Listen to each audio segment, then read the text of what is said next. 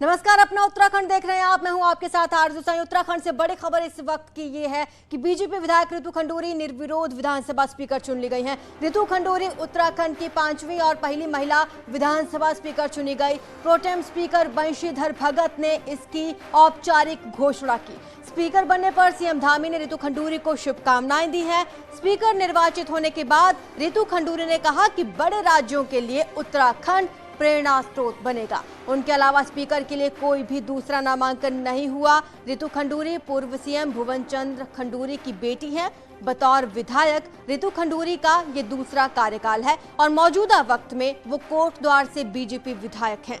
इस वक्त की बड़ी खबर जान लीजिए। विधानसभा स्पीकर बने हैं रितु खंडूरी और इसकी औपचारिक घोषणा हो चुकी है। उत्तराखंड की पहली महिला स्पीकर बनी है रितु।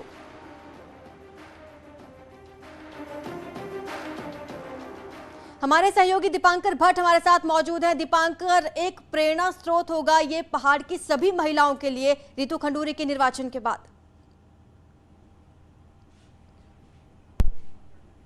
हाँ बिल्कुल, आज का दिन एक खास दिन, खासतौर पर उत्तराखंड विधानसभा के लिए, उत्तराखंड की महिलाओं के लिए। जब पहली महिला स्पीकर ने पद संभाला है रितु खंडूरी ने, 11:30 बजे के बाद ये प्रक्रिया शुरू हुई विधानसभा में। जब नेता सदन मुख्यमंत्री पुष्कर सिंह धामी पहुंचे और उसके बाद फिर प्रोटेम स्पीकर ने उस पद पर, जो स्पीकर की जो कुर्सी होती है, उस पीठ पर यहां पर रितु खंडूरी को बिठाया। उसके बाद रितु खंडूरी ने जो बातें कही कि वो ये प्रेरणा स्रोत होगा दूसरे राज्यों में भी कि वहां पर महिला स्पीकर बने, और उत्तराखंड की महिलाओं का इस सम्मान है जिन्होंने इस बार भारतीय जनता पार्टी, ये मंच से उन्होंने बात नहीं कही, लेकिन महिलाओं ने जिस तरीके से वोट किया बीजेपी को, और बीजेपी की विधायक है कोटद्वार से, तो उन्होंने कहा कि ये उत्तराखंड की महिलाओं का सम्मान है। इसके बाद पुष्कर सिंह धामी ने उनका धन्यवाद ज्ञापित किया, फिर कांग्रेस के विधायक प्रीतम सिंह ने उनका धन्यवाद दिया, और अभी भी ये सिलसिला लगातार सदन में चल रहा है। अभी भी वो पीठ पर बैठी हुई है और सभी विधायक उनका धन्यवाद वहां पर कर रहे हैं कि पहली स्पीकर के तौर पर उन्होंने पद संभाला है। इससे पहले जब अंतरिम गवर्नमेंट बनी थी उत्तराखंड में, प्रकाश पंत, फिर उसके बाद यशपाल आर्य, फिर हरबंस कपूर, फिर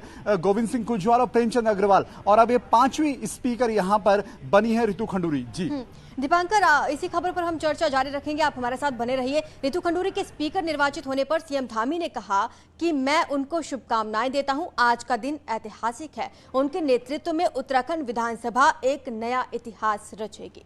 दीपांकर, आपके पास वापस लौट रही हूं। किस तरह के बधाई संदेश लगातार मिले हैं? हमेशा से रहा है, और उत्तराखंड राज्य का आंदोलन हो या उत्तराखंड राज्य के अन्य क्रियाकलाप हों, सब में मातृशक्ति का बहुत बड़ा योगदान रहा है। आज का दिन बहुत ऐतिहासिक दिन है, जिस दिन पहली महिला स्पीकर के रूप में आज रितु भूषण खंडूरी जी निर्वाचित हुई हैं। वो सदन को अच्छा चलाएंगी, समसामयिक विषयों पर चर्चा करवाएंगी। हम उनको बहुत शुभकामनाएं देते हैं कि उनके नेतृत्व में विधानसभा हमारा एक नया इतिहास लिखेगी। दीपांकर, सीएम धामी ने बधाई संदेश दिया है रितु खंडूरी को। क्या विपक्ष की तरफ से भी ऐसे बधाई संदेश मिले हैं रितु को अब तक? बिल्कुल, प्रीतम सिंह जो कांग्रेस के विधायक है और पिछली सरकार में नेता विपक्ष थे, उन्होंने यहां पर बधाई संदेश उनको सदन में प्रेषित किया, और भी दूसरे विधायक उन्होंने बधाई दी है। और प्रीतम सिंह ने साफ तौर पे ये कहा सदन में कि जिस तरह के आदर्श उनके पिता भुवन चंद्र खंडूरी ने बतौर मुख्यमंत्री उत्तराखंड में स्थापित किए, उम्मीद करेंगे वो कि कांग्रेस के विधायक होने के बावजूद कि दलगत राजनीति से ऊपर उठकर जिस पद पर वो बैठी है, स्पीकर के पद पर, वहां पर वो विपक्ष को भी उतना ही संरक्षण देंगी जितना सत्ता पक्ष के विधायक को, यानी सबको बराबर तरीके से यहां पर आंकेंगी। और सदन अगले 5 साल यहां पर रितु खंडूरी को चलाना है स्पीकर के तौर पर, तो उस भूमिका पर भी वो खरी उतरेंगी। और सभी विधायक इस वक्त रितु खंडूरी को अपने अपने शब्दों में शुभकामनाएं दे रहे हैं सदन में। जी दीपांकर, क्या खासियत रही होगी कि रितु खंडूरी को इतनी बड़ी जिम्मेदारी दी गई नेतृत्व द्वारा?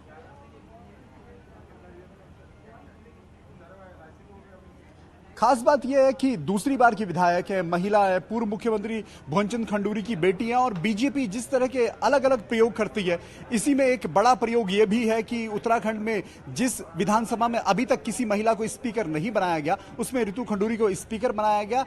पढ़ी लिखी है, हिस्ट्री से उन्होंने यहाँ पर एमए किया हुआ है, और इसके अलावा टीचिंग का काम भी किया, हिस्ट्री में ही उन्होंने पढ़ाया भी है। तो ये बात भी वहाँ पर निकल कर आई कि जिस तरह पढ़ी लिखी महिला है, उसका एक असर साफ तौर पर सदन में भी दिखेगा। और रितु खंडूरी ने एक बात कही कि पिछला जो कार्यकाल था वो भी उनका बतौर विधायक पहला कार्यकाल था, तब उनको बहुत ज्यादा वहां पर बोलने का मौका नहीं मिला। लेकिन आज उन्होंने एक बात साफ तौर पर कही कि जो सीनियर विधायक हैं वो यहाँ पर जो नए विधायक हैं उनको उनके साथ एक मिलजुल कर चले, उनको भी नई चीजें सिखाएं, और जो नए विधायक जीत कर आए, जिनके लिए सदन पहली बार जिनको सदन में आने का मौका मिला है, वो भी अपनी बातें सदन में रखें, बोलना सीखें, समझना सीखें, और सबसे पहली बात कि सुनना सीखें। तो इन सभी बातों के साथ आज ये यहाँ पर अभी सदन की कार्यवाही चल रही है। लेकिन जो पहला सत्र होगा वो 29 तारीख से होगा, और 29 तारीख को नेता सदन पुष्कर धामी होंगे, स्पीकर की चेयर पर रितु खंडूरी होंगी, लेकिन नेता विपक्ष कौन होगा कांग्रेस का, यह अभी साफ नहीं है। जी शुक्रिया आपका इस तमाम जानकारी के लिए। तो 23 मार्च को पुष्कर धामी सरकार का शपथ ग्रहण हो चुका है, लेकिन 3 दिन बीत गए हैं, अभी तक मंत्रियों के विभाग का बंटवारा नहीं हुआ। विभागों के बंटवारा कब होगा, इस सवाल पर सीएम धामी ने कहा कि बहुत जल्द मंत्रियों को उनके विभाग सौंप दिए जाएंगे। सूत्रों के मुताबिक विभागों पर मंथन अभी चल रहा है। तो विभागों के बंटवारे पर अभी भी संशय बरकरार है। 23 मार्च को शपथ ग्रहण समारोह हो चुका है, 3 दिन पूरे हो चुके हैं, लेकिन अभी तक मंत्रियों को उनके विभागों के बारे में जानकारी नहीं दी गई।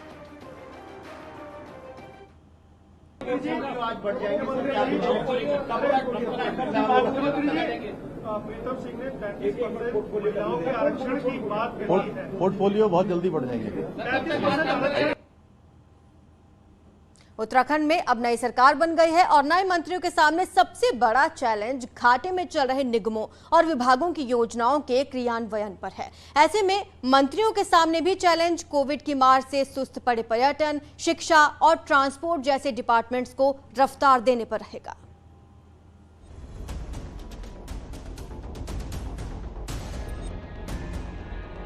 उत्तराखंड में धामी सरकार 2.0 के शपथ ग्रहण के बाद सबकी नजर मंत्रियों को मिलने वाले विभागों पर है। हर मंत्री चाहता है कि उसे ऐसा विभाग ना मिले जो सुस्त पड़ा हो या घाटे में हो। परिवहन, पेयजल जैसे विभाग जैसे घाटे में चल रहे विभाग जिन मंत्रियों को मिले वो कर्मचारियों को सैलरी देने का रोना रोते रहे। शिक्षा विभाग ट्रांसफर, पोस्टिंग और फीस को लेकर प्राइवेट स्कूलों की मनमानी को लेकर सुर्खियों में रहा। हॉलीडेज मनाने भी आते हैं और टेम्पल्स भी देखने आते हैं और यहाँ पे दर्शन करने आते हैं। तो मेरा मानना यह है कि टूरिज्म में तो बहुत स्कोप है। और ट्रांसपोर्ट की आपने बात करी कि देखिए मैं इंटीग्रेट डिटेल्स में नहीं जा पाऊंगा क्योंकि मैंने अभी तक ट्रांसपोर्ट डिपार्टमेंट की कोई भी ऐसी, फर्स्ट टाइम मैं कैबिनेट में आया हूँ तो मुझे कोई ऐसा बहुत ज़्यादा उसका पता नहीं। लेकिन ये ज़रूर है कि घाटे में चल रहा है डिपार्टमेंट, उसको किस तरीके से टर्न अराउंड किया जा सकता है, कैसे उसको आगे बढ़ाया जा सकता है। नए मंत्री भी कुछ विभागों को चैलेंजिंग मानते हैं। उनका कहना है कि मेहनत और नई रणनीति से घाटे वाले विभागों को उबारने का काम करेंगे। पहले तो मैं चाहूंगा कि कोई घाटे वाला डिपार्टमेंट ना आए मेरे पास, अच्छा डिपार्टमेंट आए। और यदि मुझे चैलेंज स्वीकार करने का मौका मिला तो ईमानदारी से, निष्ठा से जो भी उसमें बन पड़ेगा, चाहे यूनियन के लोगों से बात करनी पड़े, अधिकारियों से बात करनी पड़े, कोई न कोई रूप में आमदनी बढ़ाकर घाटे को पूरा करने का प्रयास किया जाएगा। उत्तराखंड में पुरानी सरकार नए क्लेवर में काम करने को तैयार है। ऐसे में सबसे बड़ा चैलेंज है सामंजस्य बिठाकर नए तरीके से सरकार चलाना। न्यूज़ 18 के लिए देहरादून से भारती सकलानी उनियाल की रिपोर्ट। अल्मोड़ा के जागेश्वर से बीजेपी विधायक मोहन सिंह मेहरा ने कहा कि मैं चाहता हूं कि सीएम धामी जागेश्वर से उपचुनाव लड़े। इसके लिए वो देहरादून जाकर सीएम से मुलाकात कर आमंत्रण भी देकर आ चुके हैं। उन्होंने दावा किया कि जागेश्वर की जनता भारी मतों से उपचुनाव में सीएम धामी को जिताएगी। मैंने धामी जी से कल भी निवेदन किया है और जागेश्वर में जब मिलने गया सबसे पहले मैंने कहा जागेश्वर, मैंने कहा यदि आप मैं अपनी सीट छोड़ने के लिए तैयार हूं, आप लड़ने का मन बनाइए। और जागेश्वर के मेरे साथ प्रमुख जी हैं, अध्यक्ष जी हैं और भी हम कई लोग थे, सब ने मन बनाया है यदि पुष्कर धामी हमारे यहाँ से लड़ेंगे बम्फर वोटों से उनको चुनाव जिताएंगे। और आज से राष्ट्रपति रामनाथ कोविंद का 2 दिवसीय उत्तराखंड दौरा शुरू हो जाएगा। थोड़ी ही देर में वायुसेना के हेलीकॉप्टर से आएंगे देहरादून के जीटीसी हेलीपैड। कल हरिद्वार में दिव्य प्रेम सेवा मिशन के कार्यक्रम में शिरकत करेंगे। ये दौरा उनका बेहद महत्वपूर्ण रहने वाला है।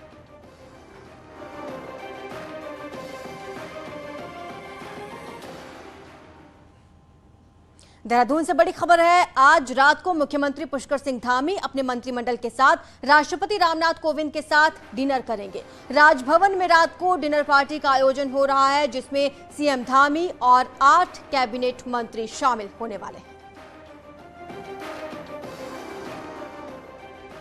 डिनर पार्टी होगी। आज राष्ट्रपति के साथ डिनर करेंगे सीएम धामी और उनके साथ उनका मंत्रिमंडल भी शामिल होगा। रात को इस डिनर का आयोजन किया जाएगा राजभवन में। सीएम धामी इस दौरान मौजूद रहेंगे। राष्ट्रपति का ये दौरा बेहद अहम है। 2 दिनों के उत्तराखंड दौरे पर आ रहे हैं राष्ट्रपति रामनाथ कोविंद। आज कुछ ही देर में वो उत्तराखंड पहुंच जाएंगे और उसके बाद रात को डिनर पार्टी का आयोजन किया जाएगा। पूरे मंत्रिमंडल के साथ सीएम धामी डिनर करेंगे राष्ट्रपति के साथ।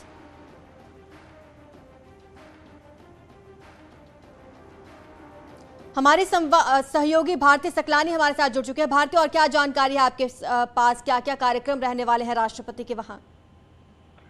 देखिए, आज 2 दिवसीय दौरे पर उत्तराखंड आ रहे हैं राष्ट्रपति रामनाथ कोविंद और थोड़ी ही देर में उनके पहुंचने का कार्यक्रम भी है। वायुसेना के विमान से वो पहुंचेंगे जीटीसी हेलीपैड और उसके बाद सड़क मार्ग से होते हुए उन्होंने राजभवन जाना है। रात्रि विश्राम उनका वहीं पर होगा। इसके अलावा कल हरिद्वार का दौरा है राष्ट्रपति का और इसके लिए प्रशासन की बात करें, सुरक्षा के चाक चौबंद इंतजाम किए गए हैं। राष्ट्रपति के मिनट टू मिनट कार्यक्रम को लेकर रिहर्सल भी हुई है, चाहे वो हम बात करें हरिद्वार में या फिर देहरादून में भी। तो इसके अलावा यहाँ पर आपको बताऊं आरजू मैं कि चाक चौबंद व्यवस्थाएं की जा रही हैं। राजभवन में ही आज रात्रि विश्राम वो करेंगे और उससे पहले डिनर भी यहाँ पर किए जाने वाला है। जितने भी कैबिनेट मंत्री है उनके साथ आज रात में डिनर करेंगे राष्ट्रपति रामनाथ कोविंद। भारतीय, अक्सर देखा जाता है राष्ट्रपति जहां जाते हैं उनका परिवार भी उनके साथ जाता है, तो क्या उनकी पत्नी भी उनके साथ उत्तराखंड आ रहे हैं या फिर अकेले ही वो उत्तराखंड दौरे पर रहेंगे? देखिए, अकेले ही आ रहे हैं। हरिद्वार में दिव्य प्रेम सेवा मिशन के कार्यक्रम में उन्होंने शिरकत करनी है और इसके लिए वो आज पहुंच रहे हैं देहरादून। शुक्रिया आपका इस तमाम जानकारी के लिए। कुष्ठ रोगियों की सेवा को समर्पित हरिद्वार के दिव्य प्रेम सेवा मिशन की स्थापना को 25 साल पूरे होने जा रहे हैं। मिशन के रजत जयंती समारोह में शिरकत करने देश के राष्ट्रपति रामनाथ कोविंद हरिद्वार पहुंच रहे हैं। दिव्य प्रेम सेवा मिशन संस्था कुष्ठ रोगियों का इलाज और उनके बच्चों के लिए आवासीय विद्यालय, पर्यावरण संरक्षण जैसे कई क्षेत्रों में 25 सालों से काम कर रही है। देश के राष्ट्रपति रामनाथ कोविंद खुद संस्था के संस्थापक सदस्य रहे हैं। दिव्य प्रेम सेवा मिशन एक आध्यात्म प्रेरित स्वैच्छिक सेवा संगठन है जो 97 स्वामी विवेकानंद जयंती से उन्हीं के विचार सेवा दर्शन से प्रभावित होकर के शुरू होती है। आज उसको काम करते करते 25 वर्ष हो गए। अब हमारा रजत जयंती वर्ष है।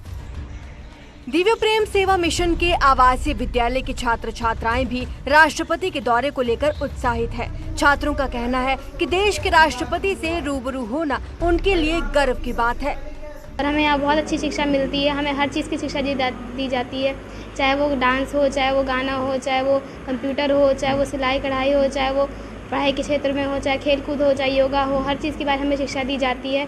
आगे एक अच्छा नागरिक बनना है और हमें जिन्होंने इतना सपोर्ट किया, हमारे लिए जितना साल भर से हमको दिया, वैसे हम भी आगे चल के देश के अच्छे नागरिक बने कि हम किसी और को कुछ मदद कर सकें अपने तरफ से।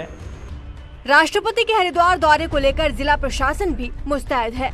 हम लोगों उनके स्टार्टिंग पॉइंट से लेकर जहां पर कार्यक्रम होना है, सारे रूट को और सारी व्यवस्थाओं को हमने देखा है। सारी व्यवस्थाएं चाक चौबंद हैं। जो थोड़ी बहुत कमियां हैं उनके बारे में यहाँ के आयोजकों को और अपने अधिकारियों को बता दिया गया है। साल 2017 में भी राष्ट्रपति दिव्य प्रेम सेवा मिशन के कार्यक्रम में पहुंचे थे। अब मिशन के 25 साल पूरे होने पर राष्ट्रपति एक बार फिर यहां पहुंच रहे हैं। न्यूज़ 18 के लिए हरिद्वार से पुलकित शुक्ला की रिपोर्ट। उत्तराखंड में कोरोना संक्रमण की रफ्तार दिन प्रतिदिन कम होती जा रही है, जिसको देखते हुए उत्तराखंड में आज से कोविड की सभी पाबंदियां समाप्त कर दी गई।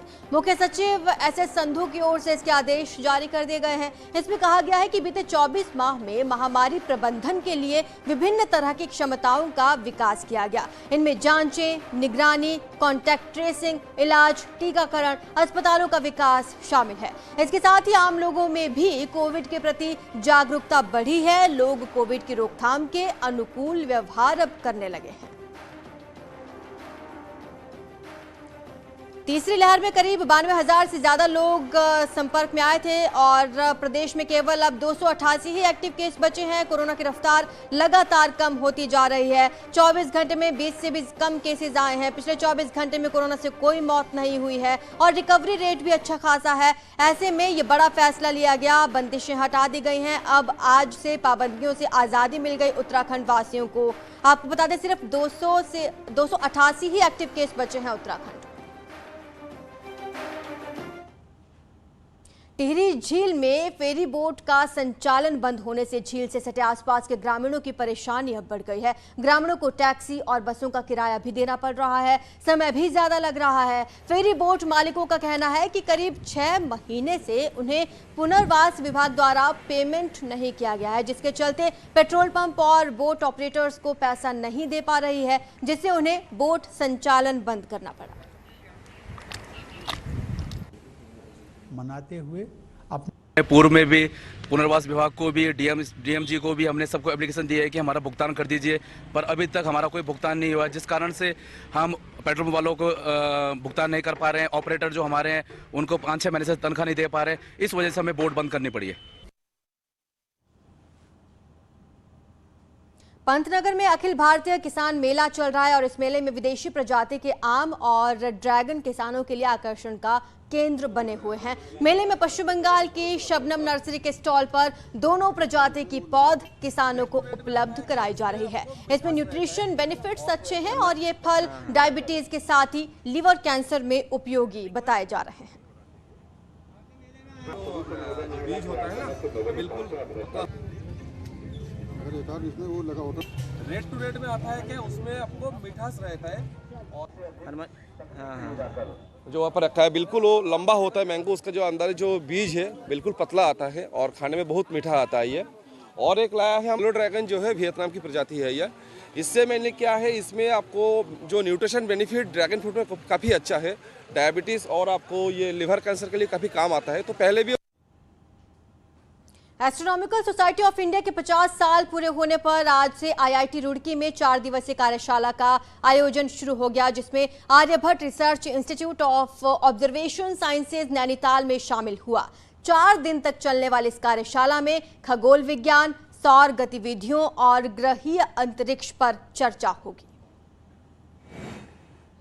हमारे यहाँ एक एस्ट्रोनॉमिकल सोसाइटी ऑफ इंडिया है भारत में और उसका ये 50वां साल है और उन्होंने इस 50वें साल में आईआईटी रुड़की में इसको आयोजित करने का निश्चय किया और हमको इसकी बहुत खुशी है कि इस बार ये सबसे बड़ी मीटिंग हो रही है। इनकी आज तक की जितनी मीटिंग्स थी उसमें सबसे बड़ी मीटिंग आज हुई है। ये अभी इंडिया का सबसे बड़ा जो टेलीस्कोप है 3.6 मीटर देवस्थल ऑप्टिकल टेलीस्कोप, वो हमारा कैंपस में है। तो हम जॉइंटली आईआईटी रुड़की के साथ यहाँ पे ये कॉन्फ्रेंस ऑर्गेनाइज कर रहे हैं। रुकेंगे छोटे से ब्रेक के लिए, जल्द हाजिर होंगे।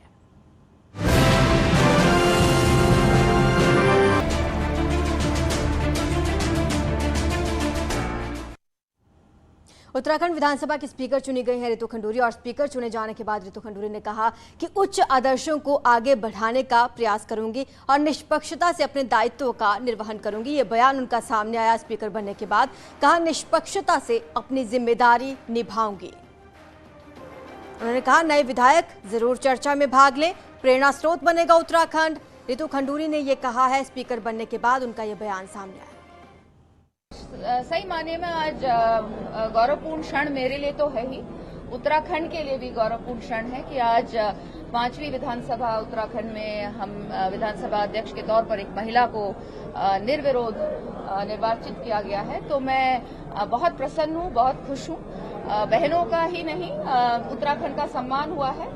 22 साल का है उत्तराखंड, नौजवान है उत्तराखंड, छोटा सा एक प्रदेश है उत्तराखंड और शायद बहुत ही पुराने प्रदेशों के लिए और बड़े प्रदेशों के लिए हम प्रेरणा स्रोत आज बन के निकले हैं। तो मैं आज बहुत खुश हूँ।